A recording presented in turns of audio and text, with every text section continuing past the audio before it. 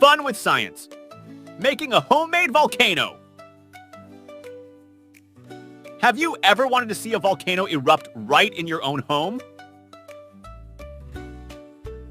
Well, now you can with a simple experiment using things you might already have in your kitchen. Here's what you need: a bottle or a jar, baking soda, vinegar, red food coloring, optional, but it makes the eruption look cool. Here's what to do.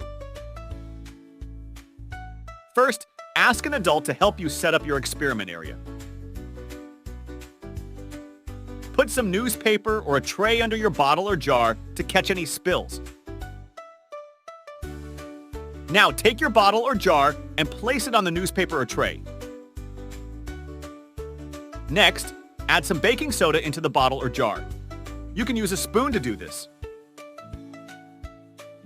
If you want your volcano to look extra special, add a few drops of red food coloring to the baking soda. It will make the eruption look like lava. Now for the exciting part. Pour some vinegar into the bottle or jar. Watch closely as the vinegar reacts with the baking soda. It will fizz and bubble up, just like a real volcano erupting. And there you have it, your very own homemade volcano. You can try experimenting with different amounts of baking soda and vinegar to see how big you can make your eruption. Just remember to have fun and be safe.